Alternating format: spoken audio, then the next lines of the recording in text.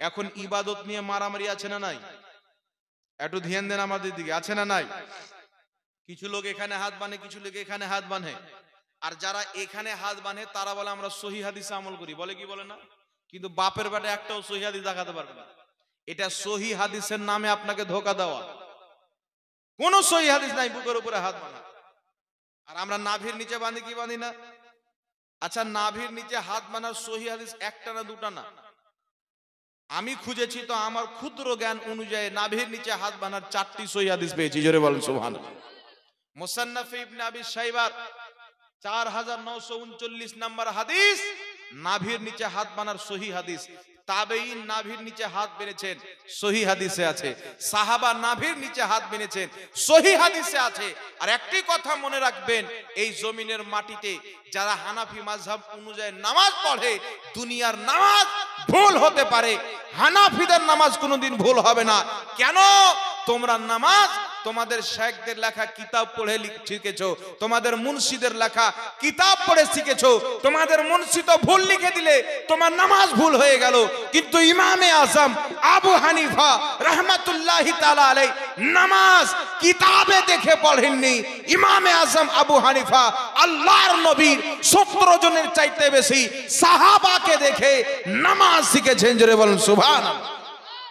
ইমামে আজম আবু হানিফা সাহাবাকে যেইভাবে নামাজ পড়তে দেখেছেন, 17 জনের চাইতে বেশি সাহাবাকে দেখছেন নাভির নিচে হাত বাঁধছেন, আমিন আসতে বলছেন। সাহাবায়ে কিরামকে দেখে আমার ইমামে আজম আবু হানিফা রাহমাতুল্লাহ আলাইহি যেই নামাজ সাহাবার ছিল, ওই নামাজকে আমাদের সামনে পেশ করে দিয়েছেন। জোরে বলেন সুবহানাল্লাহ। তাহলে সাহাবার নামাজ ভুল কেউ বলতে পারবে? কেন ভুল না? আমার নবী বলছেন, যেইভাবে আমি নামাজ পড়ি ওইভাবে তোমরা নামাজ পড়ো। আমাকে যেমন করে নামাজ পড়তে দেখছো সেই রকম করে তোমরা নামাজ পড়ো। এখন যদি আমরা রাসূলে পাক সাল্লাল্লাহু আলাইহি ওয়াসাল্লামকে যেমন ভাবে নামাজ পড়তে দেখবেন তেমন ভাবে নামাজ পড়া, নবী পাক কাকে বললেন? সাহাবাকে বললেন। তো সাহাবা কোথায় থেকে নামাজ শিখেছেন? জোরে বলতে হবে। নবীর কাছ থেকে নামাজ শিখেছেন। তাহলে কি বুঝা গেল? সাহাবার নামাজ কোনোদিন ভুল হতে পারে না। কারণ সাহাবা কওরির লেখা কিতাব পড়ে নামাজ শিখেননি, সাহাবী নবী মুস্তাফাকে দেখে নামাজ পড়তে শিখেছেন। জোরে হবে না সুবহানাল্লাহ? সুবহানাল্লাহ সুবহানাল্লাহ। সাহাবী নবী পাককে দেখে নামাজ পড়তে শিখেছেন। তাই ইমামে আজম আবু হানিফা একটা না দুটা না 17 জনের চাইতে বেশি সাহাবাকে নিজের মাথার চোখে দেখেছেন। তার মধ্যে একজন মাশহুর সাহাবী আনাস বিন মালিক রাদিয়াল্লাহু তাআলা আনহুকে মাথার চোখে তিনি দিদার করেছেন। ইমামে আজম আবু হানিফা দেখছেন একটা না দুটা না 17 জনের চাইতে বেশি সাহাবী নবী মুস্তাফাকে যেমন ভাবে নামাজ পড়তে দেখেছেন তেমন ভাবে নামাজ পড়ছেন। ওদের নামাজে আমিন আসতে বলা হচ্ছে, নাভির নিচে হাত বাঁধা হচ্ছে, ইমামের পিছনে কোনো কেরাত করা চলে না। তো ইমামে আজম আবু হানিফা বললেন 17 জনের চাইতে বেশি সাহাবার যেই নামাজ, আমি ইমামে আজম আবু হানিফার সেই নামাজ, আর আবু হানিফার যেই নামাজ হানাফিদেরও সেই নামাজ। জোরে বলুন সুবহানাল্লাহ। নারায়ে তাকবীর, নারায়ে রিসালাত, মাসলাকে আলা হযরত উলামায়ে আহলে সুন্নাত হযরত মুফতি মাওলানা মোহাম্মদ জাহাঙ্গীর আলম রিজভী সাহেব, নারায়ে তাকবীর, নারায়ে রিসালাত। এখন একটি বিষয় হয়ে গেল কি, নাভির বুকের উপরে হাত বাঁধার কোন সহি হাদিস, কোন বেটা যদি আপনাকে বলে বুকের উপরে হাত বাঁধতে হবে সহি হাদিস আছে, আমার সঙ্গে যোগাযোগ করাবেন। এই দেখছেন হুজুর বসে আছেন, যোগাযোগ করাবেন। কেউ দেখাতে পারবে না যে আবু দাউদ শরীফের যে হাদিসটি বলে তাউস থেকে বর্ণিত জয়ীফ হাদিস। একজন একটি বুখারীর হাদিস দিল, হুজুর আপনার চ্যালেঞ্জ অ্যাকসেপ্ট করেছি, 1 লাখ টাকা দিতে হবে, বুকের উপরে হাত বাঁধার সহি হাদিস দেবো, দাও। বুখারী শরীফের একটি হাদিস দিচ্ছে, জেরা বুঝাচ্ছে, এখান থেকে এখানকে জেরা বলা হয়। নবী পাক জেরাতে এভাবে হাত রেখেছেন আর বেঁধেছেন। কোথায় বেঁধেছেন এটা কিন্তু উল্লেখ নাই। এখানে হাত রাখেন, তো এখানে হাত রেখে যদি ছাড়েন তো বুকে চলে আসে, ছাড়লে বুকে আসবে। এখানে হাতটা একটু নরম করে ছাড়েন, অটোমেটিক নাভির নিকটে চলে আসবে। সুবহানাল্লাহ বলে। তাহলে এটাতে তো নাভির কাছে হাত বানানো প্রমাণিত হয়ে গেল, আমাদের মশলা ক্লিয়ার হয়ে গেল। তোমার মশলা কোথায় আসছে? তুমি যদি এটাকে এইভাবে নিয়ে জিসিবিতে চাড়ো, তো জিসিবিতে চাড়ার কথা তো নাই, এখানে বেঁধে লাও, তাহলে কোথায় আসবে? হানাফি নামাজই তোমাকে পড়তে হবে, নাভির নিচে হাত বাঁধতে হবে। তাই বুকের উপরে হাত বানার স্পষ্ট কোন সহিহ হাদিস আজ পর্যন্ত কেউ দেখাতে পারেনি। আমার বেঁচে থাকা পর্যন্ত দূরে থাক, কিয়ামতের সকাল পর্যন্ত দেখাতে পারবে না। কারণ বুকের উপরে হাত বাঁধা এটা সঠিক না। নাভির নিচে হাত বাঁধা মুস্তাফার সুন্নাত, সাহাবার সুন্নাত, তাবিইনের সুন্নাত, আইমায়ে মুস্তাহিদিনদের সুন্নাত, সবারই সুন্নাত হচ্ছে নাভির নিচে হাত বেঁধে নামাজ পড়া। জোরে বলুন সুবহানাল্লাহ, সুবহানাল্লাহ। এবার চলে আসলো হুজুর হাত তো বেঁধলাম, কিন্তু কত দূর পর্যন্ত হাত তুলবো? এখন কিছু নামাজি বেরিয়েছে নাই, আল্লাহু আকবার, বেঁধেলাই না। একজনের সঙ্গে আমার কথা হলো, আমাকে কয়েকটি হাদিস দিল। আমি আবু দাউদ শরীফের একটি হাদিস দিলাম, নবী পাক সাল্লাল্লাহু আলাইহি সাল্লাম কান পর্যন্ত হাত তুললেন। কত দূর পর্যন্ত? যে হাদিসটিকে আলবানী সহিহ বলেছেন, আহলে হাদিস দ্বারা আরেকজন গুরু মুবারাকপুরি তোহফাতুল আহওয়াজের মধ্যে সহিহ বলেছেন। ইমাম নববী রাহমাতুল্লাহ আলাইহি যে হাদিসটিকে সহিহ বলেছেন, আবু দাউদ শরীফের হাদিস। নবী পাক সাল্লাল্লাহু আলাইহি সাল্লাম নামাজে যখন নিয়াত বাঁধলেন, যাকে বলা হয় তাহরিমা বাঁধলেন, তো নবী পাক সাল্লাল্লাহু আলাইহি সাল্লাম নিজের কানের লও পর্যন্ত হাত তুলে দিলেন। জোরে বলেন সুবহানাল্লাহ। তো স্পষ্ট হাদিস থেকে প্রমাণিত কান পর্যন্ত হাত তোলা। যারা এত দূরের হাদিসের হাত দেখাবে, শুনেন যে এত দূর পর্যন্ত হাত তোলা হাদিস আছে, এত দূর ঘাড় পর্যন্ত আছে, এত দূরও আছে, তো তাকে বলবেন যে আমরা এত দূর এই জন্য তুলি যে এত দূর যখন হাত তুলি, হাত এত দূর চলে আসলো, এত দূর চলে আসলো, তারপরে এত দূর আসলো, আসলো কি আসলো না? তিনটার উপরে আমল হলো কি হলো না? তো তুমি আহলে হাদিস বলে বেটা এত দূর অব্দি তুলছে, এই দুটো হাদিস তোমার বাপ নেবে? তো একটা হাদিস মানতে গিয়ে তুমি দুটা হাদিস ছেড়ে দিয়ে তো তুমি আহলে হাদিস না আহলে খবিস হলে?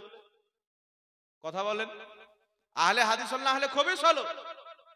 আরে সারা আহলে সুন্নাত ওয়াল জামাত সুন্নি, তারাই আহলে হাদিস, তারাই আহলে সুন্নাত, তারাই হচ্ছে জান্নাতি। জোরে বলেন সুবহানাল্লাহ। আমরা সব হাদিসকে মানি। এইবার চলে আসেন, নিয়ত বাঁধা হয়ে গেল, হাত বাঁধলেন আপনি নাভির নিচে। হাত বাঁধার পরে এখন এমনও সমাজে কিছু লোক আছে, এরা আবার টেনশনে আছে। কিছু ডিজিটাল লোক বাড়িয়েছে, বলছে আমরা শিক্ষিত। কিন্তু শিক্ষিত কেমন জানেন? ইবলিসের মতন। ইবলিসও বলতো আমি খুব জ্ঞানী শিক্ষিত লোক। আল্লাহর পরীক্ষাতে যখন পড়লো তখন চামড়া টেনে জড়ো হয়ে গেল। কুত্তাও আর চাইতে ভালো, ভালো কি ভালো না শয়তান চাইতে। এমন আল্লাহকে নিকৃষ্ট বানিয়ে দিলে। তো সমাজে কিছু লোক আছে দেখছে এখানে যদি হাত বাঁধি তো ফারাজিরা খারাপ বলবে, আহলে হাদিসরা। আর এখানে যদি হাত বাঁধি তো হানাফিরা খারাপ বলবে, ও ফের বাঁধবে এখানে। এখানেও যাবো না, এখানেও যাবো না, এখানে বাঁধতে লাগবে। বুঝতে পারছেন? বাবা নতুন উঠিয়ে দিল, এখানেও বাঁধবো না, এখানে না, আমি এখানে বাঁধবো। স্পষ্ট হাদিস শুনেন, নাভির নিচে হাত বাঁধবেন। নাভির নিচে হাত বাঁধাটাই হচ্ছে সুন্নাত। জোরে বলুন সুবহানাল্লাহ। আর বুকের উপরে হাত বাঁধার কোন হাদিস সহিহ হাদিস না, এটা আমি চ্যালেঞ্জ দিয়ে গেলাম। আর এখানে শুধু না, অনেক হাজারো জায়গাতে চ্যালেঞ্জ আছে আমার। ইউটিউবে দেখবেন, পেয়ে যাবেন। 2-4 জন ব্যাটার চ্যালেঞ্জকে অ্যাকসেপ্ট করেছিল, 2 মিনিটও পাত্তা পাইনি। এইবার চলে আসেন, এইবার চলে আসেন, এটা হচ্ছে জাহিলদের কথা, যেখানে চুলকে লাই, এটা মূর্খদের কথা। তাহলে আমার নবী এখানে হাত বেঁধেছিলেন তো কি করেছিলেন? সাহাবা এখানে হাত বেঁধেছেন, তাবিঈন এখানে ইব্রাহিম নাখবী রাহমাতুল্লাহ আলাইহি থেকে সহিহ হাদিস, বিখ্যাত তাবিঈ নাভির নিচে হাত বেঁধেছেন। তো তারা কি চুলকাল ছিল? একটু আমার দিকে কথা বলেন তো। এই জন্য বললাম না, যারা আহলে হাদিস হয় তারা নবীর সুন্নাতের দুশমন, ইসলামের দুশমন। তারা ইসলামের দুশমন, মুসলমানের দুশমন, জাতির দুশমন। কারণ তারা মুসলমানকে বেঈমান বানায়, ইমানদারকে বেঈমান বানায়, পথভ্রষ্ট বানায়। এইবার চলে আসেন, হাত বানলেন, সানা পাঠ করলেন, করলেন কি করলেন না? সানাকে নিয়ে এখন পর্যন্ত কেউ ঝামেলা করেনি, ওটা আমি আলোচনা করছি না। দ্বিতীয় নাম্বার হচ্ছে বুখারীর হাদিস, মুসলিমের হাদিস। হাদিসটি কি? আমার আপনার নবী বলছেন, যেই ব্যক্তি সূরা ফাতিহা পড়লো না তার নামাজই হলো না। যেই ব্যক্তি সূরা ফাতিহা পড়লো না তার নামাজ হলো না। আহলে হাদিস যখন এই হাদিসকে পাইলো, আমরা আহলে হাদিস হাদিস মেনে চলি, তাই ইমামের পিছনে আমরা সূরা ফাতিহা পড়ি। আমাদের দেশের হানাফি ভাই ইমামের পিছনে সূরা ফাতিহা পড়ে না, হানাফি ভাইদের নামাজ হয় না, বলে নাউজুবিল্লাহ। পাগলা জাহিল কুত্তা কোথাকার, এর দিমাগে গোবর ছাড়া কিছু নাই। একে জাহিল বানিয়ে রেখেছে, বোকা বানিয়ে রেখেছে। একটা হাদিসে কোনোদিন শরীয়ত চলে? পুরা নামাজ একটা হাদিসে কেউ দেখাতে পারবে? নবী বলছেন যে সূরা ফাতিহা পড়লো না তার নামাজ হলো না, বাকি হাদিস পড়। নাসাই শরীফের মধ্যে হাদিস, ইবনে মাজাহ শরীফের মধ্যে হাদিস, যে হাদিসটিকে নাসিরউদ্দিন আলবানী সহিহ হাদিস বলেছে। আহলে হাদিসদের মূর্খ পিতা নাসিরউদ্দিন আলবানী বলছেন হাদিসটি সহিহ। হাদিসটি কি? হাদিসটি হলো ক্বালা রাসূলুল্লাহ সাল্লাল্লাহু আলাইহি ওয়াসাল্লাম ইন্নামা জুইলাল ইমামু লিইউতাম্মা বিহি ফাইদা কাব্বারা ফাকাব্বিরু ফাইদা ক্বারাআ ফানসিতু। আমার নবী বলছেন ইমাম এই জন্য নিযুক্ত করা হয় যে তাকে অনুসরণ করতে হবে। সেই যখন তাকবীর পাঠ করবে তোমরাও তাকবীর পাঠ করো। ফাইদা ক্বারাআ, সেই যখন কিরাত করতে আরম্ভ করবে ফানসিতু, তোমরা সবাই চুপচাপ হয়ে যাও। জোরে বলুন সুবহানাল্লাহ। ইমাম মুসলিম রাহমাতুল্লাহ আলাইহি বলছেন ফাইদা ক্বারাআ ফানসিতু, তখন ইমাম কিরাত যখন করবে তোমরা চুপ হয়ে যাও। ইমাম মুসলিম বলছেন ওয়াহওয়া ইনদি সহিহ, এটি আমার নিকটে সহিহ। জোরে বলুন সুবহানাল্লাহ। আর একটু জোরে হবে না সুবহানাল্লাহ? তাহলে একটা হাদিসকে মানতে গিয়ে একটা ছাড়লো কি ছাড়লো না? দুটোই সহিহ হাদিস। এবার আরেকটা হাদিস দিচ্ছি, তিরমিজি শরীফের হাদিস। ইমাম তিরমিজি হাদিসটি উল্লেখ করে বলেছেন হাযা হাদিসু হাসানুন সহিহুন, হাদিসটি হচ্ছে সহিহ। যে হাদিসটিকে আলবানী পর্যন্ত সহিহ মেনেছে। হাদিসটি কি? হাদিসটি হচ্ছে হযরতে জাবির ইবনে আব্দুল্লাহ রাদিয়াল্লাহু তাআলা আনহু। এই যে বুখারী শরীফের হাদিস, যেই ব্যক্তি ইমামের পিছনে সূরা পড়লো না, সূরা ফাতিহা, তার নামাজই হলো না, এই কথা কিন্তু হাদিসের মধ্যে নাই। হাদিসে আছে কি? যে সূরা ফাতিহা পড়লো না তার নামাজ হলো না। তাই হযরতে জাবির ইবনে আব্দুল্লাহ রাদিয়াল্লাহু তাআলা আনহু নবীর বিখ্যাত সাহাবী, হাদিসটিকে উল্লেখ করে বলছেন তিরমিজির হাদিস, সহিহ হাদিস, যেই ব্যক্তি সূরা ফাতিহা পড়লো না তার নামাজই হলো না, ইল্লা আইয়াকুনা ওয়ারাআল ইমাম, কিন্তু ইমামের পিছনে থাকলে পড়া লাগবে না। জোরে বলবেন না সুবহানাল্লাহ? সুবহানাল্লাহ, সুবহানাল্লাহ। তাহলে বুখারীর হাদিস আজকের আহলে হাদিস নামের ভণ্ডরা হযরতে জাবির ইবনে আব্দুল্লাহ চাইতে বেশি বুঝে, সাহাবী চাইতে বেশি বুঝে, আমার নবী চাইতে বেশি বুঝে। আমার নবী বলছে ইমামের পিছনে চুপ থাকো, সাহাবী বলছে ইমামের পিছনে পড়তে হবে না। এই আয়াতটি একা একের জন্য আমার নবী বলেছেন যেই ব্যক্তি একা নামাজ পড়বে সূরা ফাতিহা পড়বে না, ওর নামাজই হবে না। একা পড়লে সূরা ফাতিহা আমরা পড়ি কি পড়ি না? তাহলে এই হাদিসকে নিয়ে অপব্যাখ্যা করে কতটি হাদিসকে অস্বীকার করলো? ইবনে মাজাহ শরীফের সহিহ হাদিসকে অস্বীকার করলো, আপনার নাসাই শরীফের সহিহ হাদিসকে অস্বীকার করলো, তিরমিজি শরীফের সহিহ হাদিসকে অস্বীকার করলো, আরো অনেক হাদিস রয়েছে। তাহলে একটা হাদিসকে নিতে গিয়ে অপব্যাখ্যা করে তিনটি কিতাবের সহিহ হাদিসকে সে অস্বীকার করে দিচ্ছে। এর নাম আহলে হাদিস হতে পারে? এ হাদিস মান্যকারী হতে পারে? এ তো বাংলাদেশের জোলহা, এ তো ভাদর মাসের পাগলা কুত্তার বেরেন টাল হয়ে গেছে কুনগে যাব। আর এ বলছে আমরা সহিহ হাদিস বলি মানি। তোর কোন বাপ আছে বসাও এখানে? আপনাদের জলঙ্গিতে একটা মূর্খ জাহিল আছে, যদি মায়ের দুধ পান করে থাকে আমার চ্যালেঞ্জকে অ্যাকসেপ্ট করুক, তার বাড়িতে বসবো, ইমামের পিছনে সূরা ফাতিহা না পড়লে নামাজ হবে না, এইরকম কোন একটি সহিহ হাদিস নবী মুস্তাফার দেখাইতে যদি পারে আমি চিরকাল তার গোলামিকে কবুল করে নেব। ওর বাপ পর্যন্ত বলতে পারবে না। নাসিরউদ্দিন আলবানী যদি কবর থেকে উঠে চলে আসে বলতে পারবে না। তো সাহাবীর ব্যাখ্যা আর এদের ব্যাখ্যা আর, সাহাবীর ব্যাখ্যা আলাদা, আহলে হাদিসের ব্যাখ্যা আলাদা। সাহাবীর ইসলাম আলাদা, আহলে হাদিসের ইসলাম আলাদা। সাহাবীর হাদিস মানার তরিকা আলাদা, আহলে হাদিসদের হাদিস মানার তরিকা আলাদা। সাহাবীর হাদিস মানার তরিকা হচ্ছে নবী বলেছেন যে সূরা ফাতিহা পড়লো না তার নামাজ হলো না। সাহাবীর বক্তব্য হচ্ছে একা থাকলে যে সূরা ফাতিহা পড়বে না তার নামাজ হবে না, কিন্তু ইমামের পিছনে পড়তে হবে না। আমার নবীর ব্যাখ্যা হলো ইমামের পিছনে চুপ থাকতে হবে। এইবার আল্লাহর ব্যাখ্যা কি? আল্লাহর কোরআন বলছেন আল্লাহ পাক পরওয়ারদিগারে আলমের পবিত্র কোরআন আমাদেরকে শিক্ষা দিচ্ছেন ওয়াইদা কুরিআল কুরআনু ফাসতামিউ লাহু ওয়ানসিতু লাআল্লাকুম তুরহামুন। আল্লাহ বলছেন শুনো, যখন কোরআন তিলাওয়াত করা হবে চুপচাপ মনোযোগ সহকারে শ্রবণ করো, যেন তোমাদের উপরে আল্লাহর রহম করা হয়। সুবহানাল্লাহ, সুবহানাল্লাহ। এই আয়াতের তাফসিরে তাবারির মধ্যে ইমাম তাবারি রাহমাহুল্লাহ লিখেছেন স্পষ্ট ভাবে এই আয়াত অবতীর্ণ হয়েছে নামাজের জন্য। নামাজে ইমামের পিছনে যখন ইমাম কিরাত করবে তোমরা চুপচাপ শুনবে, কোনো কথা বলবে না, কোনো কেরাত চলবে না। আল্লাহর ফয়সালা ইমামের পিছনে সূরা ফাতিহা চলবে না। রাসূলের ফয়সালা ইমামের পিছনে সূরা ফাতিহা চলবে না। সাহাবার ফয়সালা রাসূলের পিছনে সূরা ফাতিহা চলবে না। আল্লাহর দেওয়া ফয়সালা আলাদা, নবীর ফয়সালা হচ্ছে আলাদা, সাহাবার ফয়সালা আলাদা, আহলে হাদিসের ফয়সালা আলাদা। তো আল্লাহ এবং নবী এবং সাহাবীর ফয়সালাকে সুন্নিরা মেনেছে, নজদের ওয়াহাবীর ফয়সালাকে আহলে হুদুসরা মেনেছে। नाराए तकबीर, नाराए रिसालत, मसला के आला हजरत उलामाए अहले सुन्नत हजरत मुफ्ती मौलाना मोहम्मद जहांगीर आलम रिजवी साहेब, नाराए तकबीर, नाराए रिसालत। এই জন্য মাযহাব মানা ওয়াজিব। আরে জাহিলরা বলছে আমরা কোনো মাযহাব মানি না। আজকে দেখবেন দুই পাতা পড়েনি, বাপের জন্য মাদ্রাসা যায়নি, সারা জীবন ঘাস কেটে বেরিয়েছে, বলছে আমরা মাযহাব মানবো না। কে বলেছে? আব্দুর রাজ্জাক বিন ইউসুফ বলেছে। আব্দুর রাজ্জাক বিন ইউসুফ কে? ও শরীয়তের কে? ওর বাপের শরীয়ত নাকি? ও আব্দুর রাজ্জাক বিন ইউসুফ নিজেই তো বেঈমান, ওরই তো ঈমান নাই। ও কবে কোথায় কি ফতোয়া দেয়। একটা লোক যদি আপনার 25 বোতল দারু পান করলে আপনাদের কীর্তনিয়া পাড়ার এইরকম ফতোয়া দিবে না, যে এরকম এক কাজ্জাব বিন ইহুদি দেয়। জি বলছে কোন গরিব ব্যক্তি যদি বাজারে যায় আর বাজারে গিয়ে যদি বড় মাছ কিনে নেয়, ও জান্নাতে যেতে পারবে না, কারণ ও হয়ে গেল অহংকারী।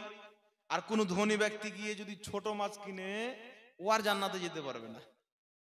বুঝতে পারছেন কথা? মানে ধনী ব্যক্তি ছোট মাছ খাওয়া হারাম, আর গরিব ব্যক্তির বড় মাছ খাওয়া হারাম। এ পাগলা কুত্তার ফয়সালা ছাড়া কিছু হতে পারে? এ পাগলার ফতোয়া ছাড়া কেউ ফতোয়া দিতে পারে? বন্ধু, তো এত জাহিলের মাযহাব মানছে। তো মাযহাব তোমরাও মানো, আমরাও মানি। আমরা বিখ্যাত তাবি যিনি সাহাবীকে দেখেছেন, ইমামে আযম 5 লক্ষ হাদিসের হাফিজ, তিনার মাযহাবকে মানি। তোমরা আজকের গাঁজাখোর মুর্শিদের মাযহাব মানো। একে তো গাঁজাখোর চাইতেও খারাপ। কেউ গাঁজা খেয়ে এসে বলবে না যে বড় মাছ কিনেছিস না, গরিব না, জাহান্নামে চলে যাবে। মনে হচ্ছে জাহান্নাম আর বাপ বানিয়ে রেখেছে।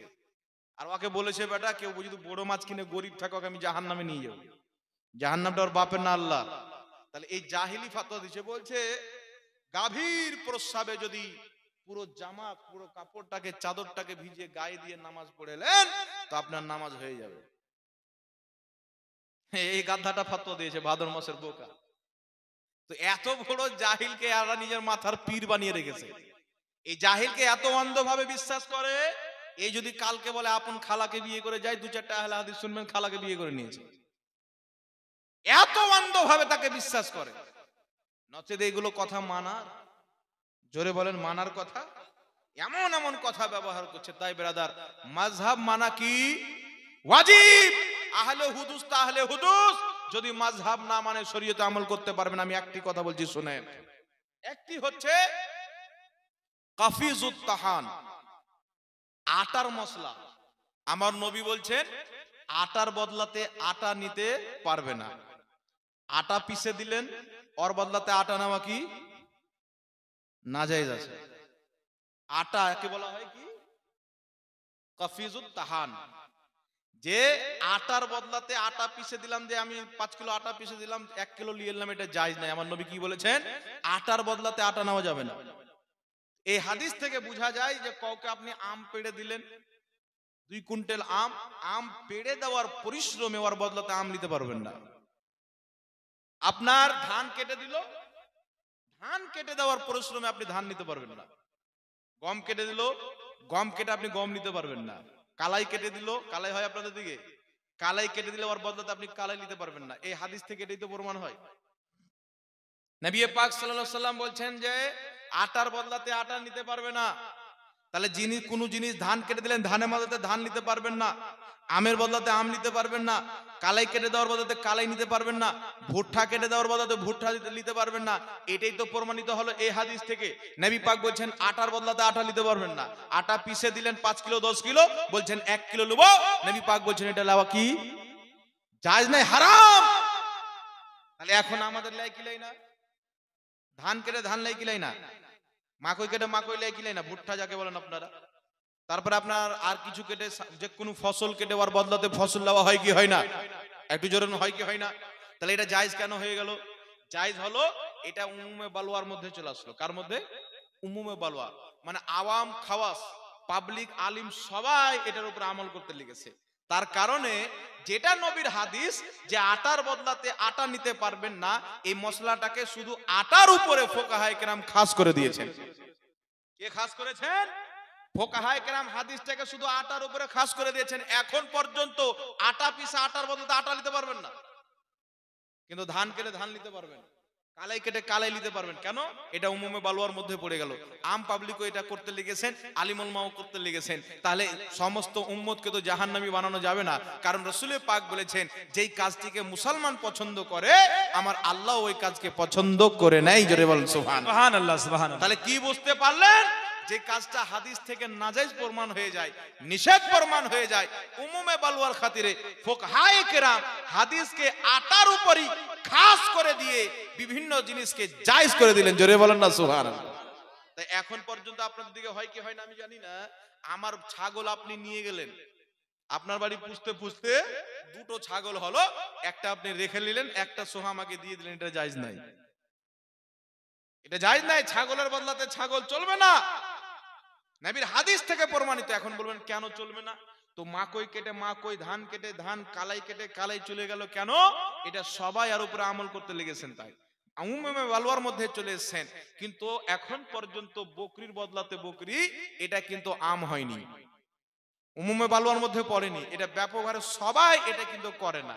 সবাই না করার কারণে এর উপরে এ উমুমে বালওয়ার মধ্যে আসবে না, এ ওই হাদিসের আওতায় আসবে। তাই ছাগল দিয়ে, ছাগলের বাচ্চা হলো দুটো, একটা নিয়ে একটা সুহামাকে ফেরত দিলেন, এটা আজকে পর্যন্ত জায়েজ নাই। জোরে বলেন না সুবহানাল্লাহ। আজকে পর্যন্ত জায়েজ নাই। আপনার ছাগল পুষলো, বাচ্চা হলো, আপনি ওকে মঞ্জুরি দিতে পারেন যে 1 বছর আমার ছাগলটা পুষে দিও, তোমাকে এত টাকা দেবো, এই পাবেন। কিন্তু ছাগলের বদলে ছাগল চলবে না। হ্যাঁ, যদি আপনি দিতে চান তো কিছু টাকা নিয়ে আপনাকে বিক্রি করতে হবে। কিন্তু আপনি যদি চান যে আমার ছাগলের বাচ্চা আছে, যাও তোমাকে আমি হাদিয়া স্বরূপ দিয়ে দিলাম, আপনি দান করতে পারেন। হাদিয়া যাকে বলা হয়, ইনাম যাকে বলা হয়, এটা আপনি করতে পারেন। তো যারা বলে আমরা আহলে হাদিস, তাহলে বেটা ধান কেটে ধান নিচ্ছ, তোমাদের জন্য তো নাজায়েজ হয়ে যাচ্ছে। কালের বদলাতে কালাই নিচ্ছ, নাজায়েজ হয়ে যাচ্ছে। গমের বদলাতে গম নিচ্ছ, নাজায়েজ হয়ে যাচ্ছে। বাট আহলে হাদিস হলে হবে না। যেই ব্যক্তি ফিকহকে মানে না, ফিকহকে যারা মানে না, ফিকহকে যারা বুঝে না, ফিকহ যারা পড়েনি, এদের উদাহরণ হলো গাধার মতো। এরা দিনকে বুঝতে পারে না। যে ফিকহকে বুঝতে পারে না, সে কোনোদিন দিনকে বুঝতে পারে না। দিনকে বুঝার জন্য ফিকহ বুঝা অত্যন্ত জরুরি। জোরে বলেন সুবহানাল্লাহ। আর একটু জোরে হবে না সুবহানাল্লাহ? সুবহানাল্লাহ। এইবার চলে আসেন মিরাদ ইসলাম। আমিন নিয়ে ঝামেলা হয় কি হয় না? এখন আমিন বলার কোন সহি হাদিস আছে কিনা? একটা ছেলে আমাকে হাদিস পাঠালো, হুজুর আমিন জোরে বলার হাদিস আছে, হাদিসটা কি? বলছে হাদিসটা হচ্ছে তিরমিজির মধ্যে নবী পাক সাল্লাল্লাহু আলাইহি ওয়াসাল্লাম আমিন জোরে বলেছেন, হাদিসটা পাঠাও। আমি ওকে হাদিসটা দিলাম যে এই হাদিসটা আছে, হাদিসটা নাও। হাদিসটা দেওয়ার পরে ইমাম বদরুদ্দিন আইনি রাহমাতুল্লাহ আলাইহি বুখারী শরীফের সারা উমদাতুল কারির মধ্যে লিখেছেন যে এটা ছিল সাহাবাকে শিক্ষা দেওয়ার জন্য। কি দেওয়ার জন্য? সাহাবাকে শিক্ষা দেওয়ার জন্য। নচেত আস্তে আমিন বলা নবীর সুন্নাত।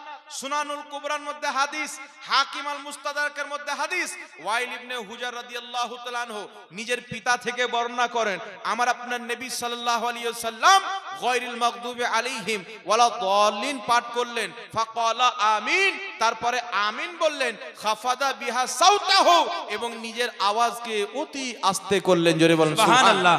আস্তে নবী আমিন বললেন। ইমাম হাকিম রাহমাতুল্লাহ আলাইহি বলছেন হাযা হাদিসু সহিহুন, আস্তে নবী আমিন বলেছেন, এই হাদিসটি সহিহ হাদিস। জোরে বলেন সুবহানাল্লাহ। সুনানুল কুবরাতে সহিহ হাদিস, হাকিম আল মুস্তাদরাকে সহিহ হাদিস। এখন আরেকটি সহিহ হাদিস দেব, মুসনাদে আহমদের মধ্যে হাদিস, যে হাদিসটিকে ইমাম আহমদ মুসনাদে আহমদের হাসিয়াতে সহিহ বলা হয়েছে। হাদিসটি কি? ওয়াইল ইবনে হুজারি বর্ণনা করেন যে আমার পিতা থেকে আমি বর্ণনা করছি, আমার নবী সাল্লাল্লাহু আলাইহি ওয়াসাল্লাম ওয়ালা দাল্লিন পাঠ করলেন, আর আমিন নিজের আওয়াজকে আস্তে করে বললেন। জোরে বলেন সুবহানাল্লাহ। তাই আমিন আস্তে বলা মুহাম্মদুর রাসূলুল্লাহর সুন্নাত। জোরে বলেন সুবহানাল্লাহ। সুবহানাল্লাহ। যারা মানুষকে বুঝাতে যে আমিন বলার কোনো আস্তে বলার সহিহ হাদিস নাই, গাঁজা বলা তুই পাবি দেবি তো? তুই যাকে বাপ বানিয়েছিস ও তো তোকে গুমরাহ করার জন্য জোরেই হাদিস পাঠাবে, আস্তে পাঠাবে। আর সুনান এই দারে কুতনি হাদিসের কিতাবের একাধিক জয়ীফ হাদিস, যেগুলো জোরে আমিনের কথা আছে জয়ীফ হাদিস, ওইগুলোকে লিখে দিয়েছে সহি। তাহলে আপনার মতন লোকের হাতে যদি জয়ীফ হাদিস উল্লেখ করে বলে সহি হাদিস, তাহলে আপনি যাচাই করতে পারবেন যে সহি না জয়ীফ? আপনি মনে করবেন কি সহি হাদিসই আছে, কিন্তু আমি দেখলাম একাধিক জয়ীফ হাদিসকে আহলে হাদিসরা সহি বানিয়ে ফেলেছে, আর হাসান পর্যায়ের হাদিসগুলোকে জাল বলে দিয়েছে। ইবনে মাজাহ শরীফের মধ্যে হাদিস, রাসূল পাক সাল্লাল্লাহু আলাইহি সাল্লাম বলছেন, কিয়ামতের পূর্বে তিন শ্রেণীর ব্যক্তি শাফাআত করবেন। এক শ্রেণীর ব্যক্তি হচ্ছে নবীগণ, দ্বিতীয় শ্রেণীর ব্যক্তি হচ্ছে আলিমগণ, তৃতীয় শ্রেণীর ব্যক্তি হচ্ছে শহীদগণ। এই তিন শ্রেণীর ব্যক্তিকে আমার নবী বললেন কিয়ামতের দিন এরা শাফাআত করবে। ইমাম জালালউদ্দিন সুয়ুতি বলছেন, হাযা হাদিসু হাসানুন, এই হাদিসটি হচ্ছে হাসান। আর নাসিরউদ্দিন আলবানী দুই পাতা পড়নেওয়ালা ঘড়ির মেকার বলছে হাদিসটি জাল। নাউজুবিল্লাহ বলবেন না? ইমাম জালালউদ্দিন সুয়ুতি যিনি লক্ষ লক্ষ হাদিসের হাফিজ, তাফসিরে দুররে মানসুর লিখেছেন, তাফসিরে জালালাইন লিখেছেন, জামিউল হাদিস কিতাব হাদিসে লিখেছেন, খাসাইসুল কুবরা লিখেছেন, আল হাবিলিল ফাতাওয়া লিখেছেন, কমবেশ 500টি কিতাব লিখে ইমাম সুয়ুতি উম্মতকে উপহার দিয়েছেন। লক্ষ লক্ষ হাদিস জাননেওয়ালা তিনি বলছেন হাদিসটি হাসান, আর বেটা চোর বলছে হাদিসটি জাল। তাহলে ওই ব্যক্তিকে যে অন্ধ বিশ্বাস করবে, অন্ধ মুকাল্লিদ, আহলে হাদিস কোনদিন হেদায়েত পাবে? চোরকে অনুসরণ করলে হেদায়েত পাবে? আর এ চোর দুনিয়ার চোর না, টাকা পয়সার চোর না, হচ্ছে ইমান চোর, এ হচ্ছে হাদিসের চোর। আর হাদিসের চোর হচ্ছে ইমান চোর। সহিহ হাদিসকে জয়ীফ, জয়ীফ হাদিসকে সহিহ বলা, এটাই হচ্ছে আলবানির মিশন।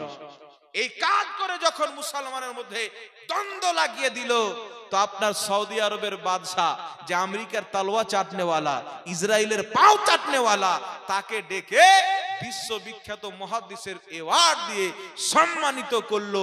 আর আহলে হাদিস ভাইরা চোখ বন্ধ করে বলল, এর মতন তাহকিককারী জন্ম হয়নি। বলে নাউজুবিল্লাহ, নাউজুবিল্লাহ।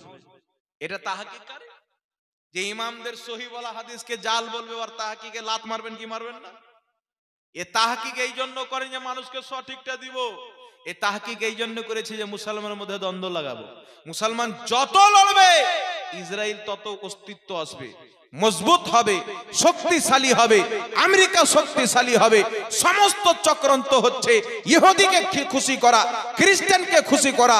কিন্তু সুন্নি মুসলমান না কোনো ব্যক্তির দালালি করে, না কোনো ব্যক্তির গোলামি করে। কারণ সুন্নি মুসলমান বিক্রি হয়েছেন নবীর মহব্বতের বাজারে।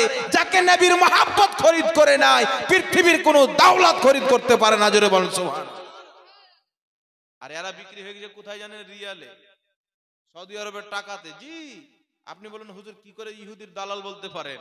এটা কি করে বলছি জানেন? এটা মোবাইল দেখছেন তো, এই মোবাইলের মধ্যে ভিডিও আছে, চাইলে আপনার কাছে আসেন, বক্তব্য দেওয়ার পর দিয়ে দেব। ভিডিওতে আমেরিকার পার্লামেন্টে কথা হচ্ছে ওয়াহাবি ইসলামকে যে আমরা এত ফান্ডিং করছি, আমাদের কাজ হচ্ছে কি হয় না? কেউ ফের বলছে ঠিকই কাজ হচ্ছে, মুসলমান ভিড়ে গেছে, ইউটিউব চেক করো। এ মৌলবি ওকে গুতা, এ মৌলবি ওকে গুতা। এ বলছে ইয়া নবী সালাম আলাইকে যারা পড়ার পাছার চামড়া টেনে নিতে হবে। তো আমিও তো বলতে পারি, তোর যত শেখ আছে আমার সামনে লিয়াই, পাছার চামড়া না আগার চামড়াটাকে টেনে প্রমাণ করে দেবো ইয়া নবী সালাম আলাইকে পড়া জায়েজ আছে। যত তোমার শেখ আছে নিয়ে এসো, চামড়া টানার কথা বলো, বেটা চামড়া আমরাও টানতে জানি। আর তুমি বলছো পাছার চামড়া টেনে, এমন চামড়া টেনে নেবো যে জিন্দেগি ভর কাউকে মুখ দেখাতে পারবে না। আর মানুষের বিরুদ্ধে বলা বন্ধ করে দাও। কারণ আমরা যদি পোস্টমর্টম করতে ময়দানে নেমে যাই, তো এমন এমন পোস্টমর্টম করতে সুন্নি আলিম জানে যে ওয়াহাবিদের 7 নসল পর্যন্ত টাকলা বের হবে, মাথায় একটাও চুল থাকবে না। আর আমাদের বিরুদ্ধে লাফাচ্ছে, ও ইয়া নবী সালাম আলাইকে সৌদি আরবে গিয়ে বলো তোমার পাশে চামড়া টেনে নেবে। তো তোমার মতন হারামজাদা শরীয়তে ঘোরাঘুরি করছে, যে বাংলাদেশ থেকে গিয়ে, বিহার থেকে গিয়ে হারামজাদা ঘোরাঘুরি করছে, তো পড়তে দিবে? কিন্তু একাধিক ভিডিও এখন ইউটিউবের মধ্যে রয়েছে, যে ইমানদার আশিকানে মুস্তাফা ওখানে গিয়েও ইয়া নবী সালাম আলাইকা পাঠ করেছেন। জোরে বলেন সুবহানাল্লাহ। মানুষকে শিক্ষা দেয় ইয়া নবী বললে নবীকে তাওহীন করা হয়, নবীর অপমান করা হয়। তো ইয়া নবী বললে যদি নবী অপমান হতো, ইয়া আল্লাহ বললে আল্লাহ অপমান হবে না? কথা বলেন। ইয়া নবী বললে যদি নবী অপমান হয়, তো ইয়া আল্লাহ বললে আল্লাহ অপমান হলো কি হলো না? তাহলে তোরা সকাল সন্ধ্যা আল্লাহকে অপমান করেছিস, পাগল কুত্তা কোথায়। গাঁজা খেয়ে পড়লে ও হাদিস বুঝতে পারবে? কি খেয়ে পড়তে হবে? নবীর মুহাব্বতের জাম পান করে পড়তে হবে, তেবি হাদিস বুঝবে। লিখতে জানতেন না নবী, পড়তে জানতেন না নবী, এটাও একটা নিকৃষ্ট আকীদা। আর আমাদেরকে বিদাতি বলে, এদের আকীদাই হচ্ছে বিদাতি। বিদাত কাকে বলে? এমন কোন নতুন আকীদা, প্রত্যেক নতুন আকীদা হলো বিদাত, প্রত্যেক নতুন আকীদা গুমরাহি, প্রত্যেক গুমরাহি জাহান্নামে। এটাই আমার নবী বলেছেন, কুল্লু বিদআতিন দলালা, প্রত্যেক বিদাত হচ্ছে গুমরাহি, কুল্লু দলালাতিন নার, প্রত্যেক গুমরাহি হচ্ছে জাহান্নামে।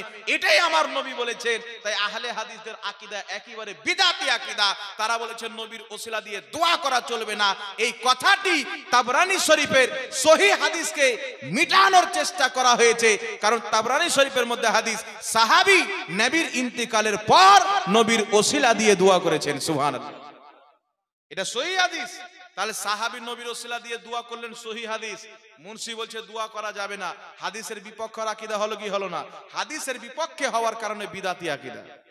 বুখারী শরীফের 2699 নম্বর হাদিস, আমার নবী নিজে সিগনেচার করেছেন, লিখেছেন। এরা বলছে নবী লিখতে পড়তে জানতেন না। বুখারী শরীফের সহিহ হাদিসের বিরুদ্ধে হওয়ার কারণে এটা বিদাতি আকীদা। আরে আমলের বিদাত তো আল্লাহ ক্ষমা করে দিবে, আকীদার বিদাত আল্লাহ কোনোদিন ক্ষমা করবে না। জোরে বলেন সুবহানাল্লাহ, সুবহানাল্লাহ, সুবহানাল্লাহ। আকীদাগত বিদাত আল্লাহ কোনোদিন ক্ষমা করবে না। তো তোমাদের অসংখ্য আকীদা যেইগুলো সহিহ হাদিসের বিরুদ্ধে, সাহাবার বিরুদ্ধে, তোমরা সাহাবার উপরও শিরকের ফতোয়া লাগাও। লিখেছে তরিকায়ে মুহাম্মাদি কিতাবের মধ্যে যে মাযহাব মানা শিরক। যারা মাযহাব মানে এরা মুসলমান, এরা মুশরিক। কিতাবুত তাওহীদের মধ্যে নজদি মুহাম্মদ বিন আব্দুল্লাহ নজদি লিখেছে ওসিলা নেওয়া শিরক। তো ওসিলা নেওয়া যদি শিরক থাকে, সাহাবী নবীর ইন্তিকালের পরে নবীর ওসিলা নিয়েছেন। মুসান্নাফ ইবনে আবি শাইবার মধ্যে হাদিস, হযরত ওমর ফারুকের জামানায় সাহাবী নবী রওজাতে গিয়ে ওনার ওসিলা দিয়ে দোয়া করেছেন। তাহলে সাহাবীকে মুশরিক বলল কি বলল না? তাহলে সাহাবীকে যারা শিরককারী বলবে তারা মুসলমান না না, তাদের ঈমান আছে, তারা সত্য হক্কানি আলিম হতে পারে। এরাই হচ্ছে বেঈমান, ঈমানের চোর। তাই একটি কথা মনে রাখতে হবে যে নবীর কান পর্যন্ত হাত উঠানো তাহরিমা সময়, এটা সহিহ হাদিস আবু দাউদ শরীফের মধ্যে আছে। নাভির নিচে হাত বাঁধার সহিহ হাদিস মুসান্নাফ ইবনে আবি শাইবা সহ অনেক কিতাবের মধ্যে রয়েছেন। তারপর আপনার ইমামের পিছনে কিরাত করা চলবে না। তিরমিজির সহিহ হাদিস, নাসাইর সহিহ হাদিস, ইবনে মাজাহর সহিহ হাদিস রাফায়ে দেন। আমার নবী প্রথমে করতেন, পরে বাদ দিয়ে দিয়েছেন। পরেরটাতে আমল হবে, আগেরটাতে আমল হবে না। তাই আবু দাউদ শরীফের মধ্যে সহিহ হাদিস, যেই হাদিসকে আলবানী সহিহ বলেছেন, আব্দুল্লাহ ইবনে মাসউদ পর্যন্ত বলেন, বিখ্যাত সাহাবী, নবী পাকের পিছনে নামাজ পড়েছি, উনাকে নামাজ পড়তে দেখেছি, তাহরিমা ব্যতীত আর কোথাও তিনি হাত উঠাতেন না। জোরে বলবেন না সুবহানাল্লাহ। তাই বিরাদর ইসলাম, হানাফিদের নামাজটাই হলো সঠিক, এটা মনে রাখবেন। আর যারা আহলে হাদিস বলেন না যে হ্যাঁ আমাদের নামাজ সহিহ হাদিস অনুযায়ী, পাক্কা গাধালো। নবীর একটা হাদিস দেখিয়ে দেখ যে ইমামের পিছনে সূরা ফাতিহা না পড়লে নামাজ হবে না, আর বাপ পর্যন্ত দেখাতে পারবে না। আর 14 গোষ্ঠী মনে কবরে গিয়ে পচে যাবে, দেখাইতে পারবে না। এখন মানুষকে বিভ্রান্ত করতে আরেকটি কথা, হ্যাঁ ফরজ নামাজের পরে দোয়া, ঝামেলা হয় কি হয় না? এখন কিছু নামাজি বেরিয়েছে, মাথায় টুপি নাই, মনে হচ্ছে নামাজ পড়তে আসেনি, ওর বাপের ভুঁস চড়াতে এসছে।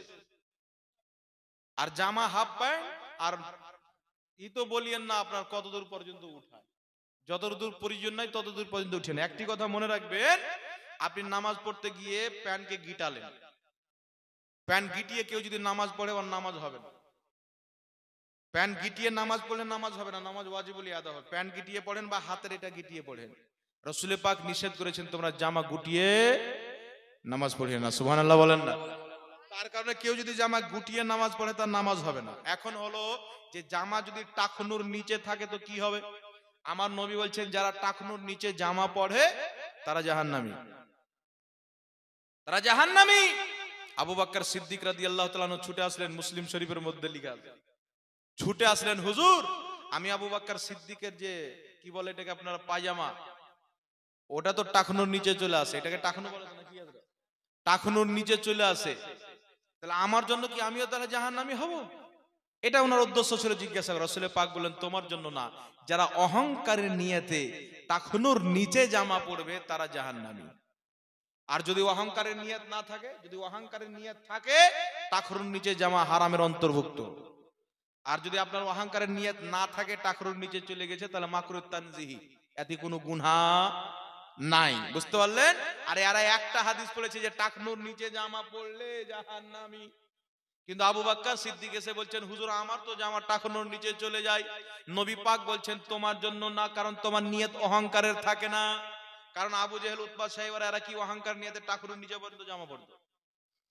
তার কারণে সুন্নাত হচ্ছে টাকনুর উপরে জামা পড়া। নিচে যদি চলে যায় তাহলে এটা হারাম বা নাজেজ অতক্ষণ পর্যন্ত হবে না যতক্ষণ পর্যন্ত আপনার অহংকারের নিয়ত না হবে, তাকাব্বুর না হবে, ঘামান্ডের সহিত না হবে, নাই তেমনি মাকরুহ তানজিহি কোনো গুনাহ হবে না। তবে টাকনুর উপরে পড়াটাই সুন্নাত। বুঝতে পেরেছেন? দ্বিতীয় নম্বরে চলে আসেন যে অনেক কেউ নামাজ পড়তেছে কাপড় গুটিয়ে নাই, তো রাসূলুল্লাহর হাদিস কাপড় গুটানো যাবে না। কেউ যদি গুটিয়ে পড়ে মাকরুহ তাহরিমি হবে, নামাজ ওয়াজিবুল ইয়াদা দ্বিতীয়বার ফিরিয়ে পড়তে হবে। বুঝতে পারছেন কথা আমার? তো এই মশলাটা ধ্যান রাখবেন। ওয়াহাবিরা অপপ্রচার করে আপনার নামাজকে খারাপ করার জন্য, আপনার নামাজ খারাপ করার জন্য তারা মানুষকে শেখায় যে গুটিয়ে নামাজ পড়ে নাও, কিন্তু টাকনুর নিচে যেতে দিও না। কিন্তু টাকনুর নিচে চলে গেলে অহংকারের নিয়ত যদি না থাকে আপনার নামাজ হয়ে যাবে। বুঝতে পারছেন কথা? তো আপনি পুরো এলাকা ঘুরে আসলেন, টাকনুর নিচে আছে, মসজিদে এসে গুটাবেন কেন? কেন গুটাবেন? আগে থেকে আপনি ছোট পড়বেন, টাকনুর উপরে পড়বেন, এটাই সুন্নাত। আর যদি আপনার অহংকারের নিয়ত না থাকে, টাকনুর নিচে চলে যায়, তাহলে আপনার কোনো গুনাহ হবে না, তবে এটা খারাপ জিনিস। গুনাহ হবে না, তবে এটা মাকরুহ তানজিহি, অপছন্দনীয় জিনিস। বুঝতে পারছেন কথা? তারপরে চলে আসেন ফরজ নামাজের পর সম্মিলিত দোয়া নিয়ে মারামারি আছে না নাই? ওই যে কোন হাদিসের মধ্যে নয়। আগে বলতো যে ফরজ নামাজের পরে হাত তুলে নবী পাক দোয়া করেছেন, কিন্তু হাত তুলে করেননি। আপনাদের গ্রামের যে চামার আছে না এলাকা, চামার বলেছে নবী পাক ফরজ নামাজের পর দোয়া করেছেন কিন্তু হাত তুলেননি। এই অসংখ্য হাদিসকে অস্বীকার করেছে। সুনানুল কুবরা সহ আমার কাছে 5টি হাদিস আছে, সহিহ হাদিসও আছে, মুরসাল হাদিসও আছে, দঈফ হাদিসও আছে। হাদিস কি? আমাদের নবী সাল্লাল্লাহু আলাইহি ওয়াসাল্লাম ফরজ নামাজ পড়ার পরে হাত তুলে দোয়া করেছেন। সাহাবা বলছেন নবী পাক ফরজ নামাজে সালাম ফিরালেন, আমাদের দিকে মুখ করলেন, হাত তুলে দোয়া করলেন। তাহলে হাত তুলে দোয়া করা কি নামাজ ফরজ নামাজের পর নবীর সুন্নাত। সুবহানাল্লাহ বলেন। এখন বলবে হুজুর হাত তুলে আছে তো সম্মিলিত দোয়া করা নাই। তাহলে আগে বলতো হাত তুলে নাই, এটাও বেঈমানি করতো কি করতো না? তাহলে ও আহলে হাদিস, ও গাঁজা হাদিস পড়েনি, তার আগে বলছে আহলে হাদিস না আহলে চোর, ও আহলে বেঈমান, আহলে ইয়াহুদ, আহলে নাসারা। নবী পাক ফরজ নামাজের পরে হাত তুলে দোয়া করেছেন, কটা হাদিস লাগবে বেটা বল? আর তুই বলছিস ফরজ নামাজের পর নবী দোয়া করেছেন কিন্তু হাত তুলিনি, তুইও বেঈমান, তোর বাপও বেঈমান, জন্মগতভাবে বেঈমান। এত মিথ্যা কোথায় শিখলি বেটা? কখনো তো সত্য বলো, মানুষকে কেন বেঈমান বানাচ্ছ? এখন সম্মিলিত দোয়া আল বেদায়া ওয়ান নিহার মধ্যে ইবনে কাসির লিখেছেন, আরো কিতাবের মধ্যে আছেন, সাহাবী রাসূল একটি জায়গাতে ছিলেন, উনাদের ফজরের নামাজ আদায় করে দেখছেন উটটুট কিছু নাই, তখন তারা সবাই মিলে সম্মিলিতভাবে আল্লাহর দরবারে দোয়া করলেন।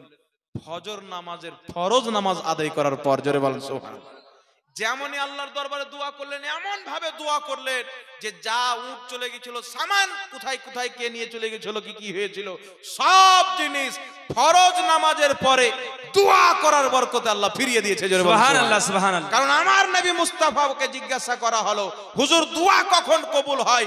আমার নবী বললেন ফরজ নামাজের পর এবং তাহাজ্জুদের নামাজের পর। সুবহানাল্লাহ, সুবহানাল্লাহ। তাহলে ফরজ নামাজের পরে আমার নবী বললেন দোয়া কবুল হয়, তো করতে হবে তাই বললেন না নিষেধ করার জন্য বললেন? তাহলে যখন দোয়া কবুল হয় আর মানে করতে হবে। আমার নবী নিজে হাত তুলে দোয়া করেছেন, সাহাবী ফজরের ফরজ নামাজের পরে দোয়া করলেন। তাহলে সাহাবী যখন একটি ফরজ নামাজের পরে দোয়া করেছেন সম্মিলিতভাবে, প্রত্যেক ফরজ নামাজের পর দোয়া করা জায়েজ হয়ে গেল। জোরে বল সুবহানাল্লাহ, সুবহানাল্লাহ। প্রত্যেক ফরজ নামাজের পর দোয়া করা জায়েজ হয়ে গেল। আর যেই বেটা চুল্লাই করা যাবে না, বিদআত কে বলেছে? বলছেন নবী করেননি, সাহাবী করেননি, তাই তো সাহাবী তো করেছে, বলছে প্রত্যেক নামাজের পর করেনি। আমি একটা নামাজের পর করলি তো সবের জায়েজ হয়ে গেল। যদি এটাকে দলিল বানিয়ে নাও, আমাদের নবী জীবনে একটি বার আজান দিয়েছেন, সফরে, সম্ভবত জোহরের সফরে আজান দিয়েছেন একটি বার। তো তোমাদের মসজিদে 5 ওয়াক্তের আজান কেন হয়? আমার নবী জীবনে একবার হজ করেছেন, তোরা 14, 5, 50, 60 বার কেন হজ করিস? বাপের টাকা পাচ্ছিস, ফকটে গিয়ে হজ করে চলে আসলি, জমাতের টাকা, ইবলিসের টাকা, ইহুদির টাকা চেক করলি না। তাহলে আমার নবী একটি হজ করেছে, তুইও কসম করে একটাই করবো? আমার নবী 12-13টা বিয়ে করেছে, তুইও 12-13টা বিয়ে করে নে।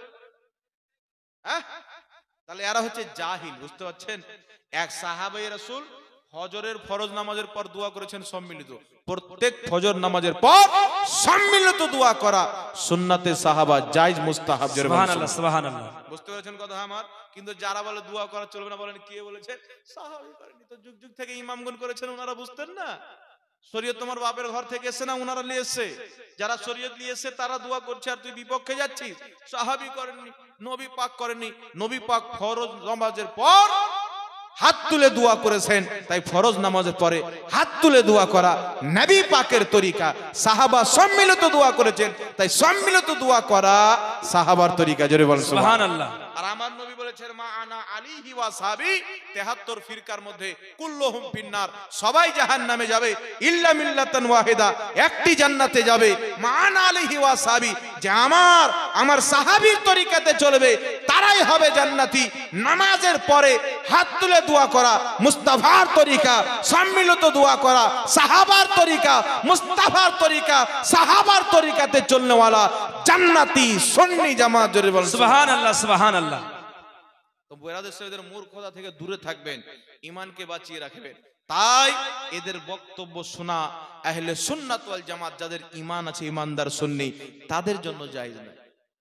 কারণ হ্যাঁ, এইবার মুসাফার কথা যখন চলে আসলো শুনেন, বুখারীর মধ্যে, বুখারী শরীফের মধ্যে ইমাম বুখারী চ্যাপ্টারই বেনেছেন, 2 হাতে মুসাফা করার বাবই বেনেছেন।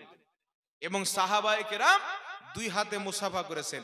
আমাদের নবী একজন বিখ্যাত সাহাবীকে 2 হাতে মুসাফা করে তাশাহুদের শিক্ষা দিয়েছেন, বুখারী শরীফের মধ্যে হাদিস। সুবহানাল্লাহ বলেন।